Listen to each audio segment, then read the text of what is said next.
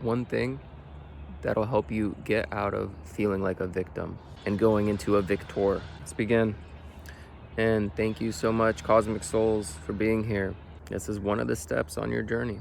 And from becoming a victim to victor, you have to accept where you are, because the universe is giving you a reflection of who you are being.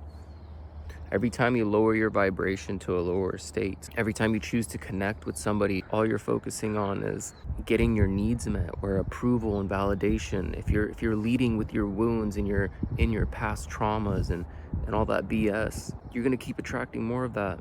So the point is to feel and release and heal.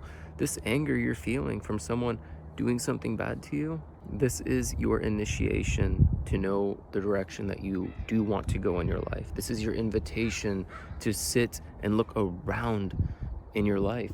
What's around you? What have you attracted? What's the reflection of who you are being? Are you putting in the work? Are you putting in the effort to get to where you want to be, working through these traumas? Because the whole point of this is how you become the victor, is you take all that pain and you transmute it to help others. I know I found myself in a narcissistic relationship with a girlfriend who told me I wasn't enough for a year and a half, 2 years. She also was very abusive towards me. And you know what? I let myself believe the story that I am stuck here. And this is during that, the 2020 time where things got real funny. And then I found myself being 75% financially dependent on her, and I couldn't leave. I felt stuck. And finally, as I made my way out, I started learning, hey, I need to get out of this once everything started coming together. So I stayed somewhere where I stayed for too long. However, it was just enough for me to realize the type of partner I do deserve in my life. To know how I want to be treated, to know how to speak for myself, to know how to communicate my feelings and emotions, because I didn't. I was a people pleaser.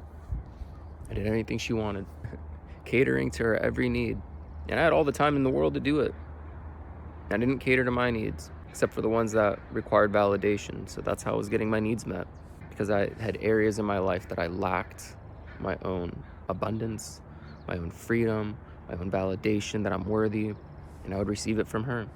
There was also a sense of control and familial energy from growing up from my parents. And you know what? People pleasers don't just become people pleasers.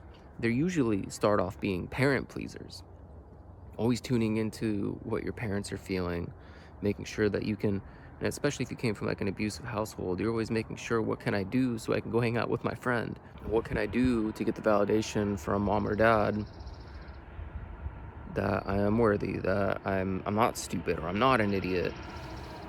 And these things about narcissists is they're really hard to please. You keep pushing and pushing and pleasing, and it's not enough, and it never will be.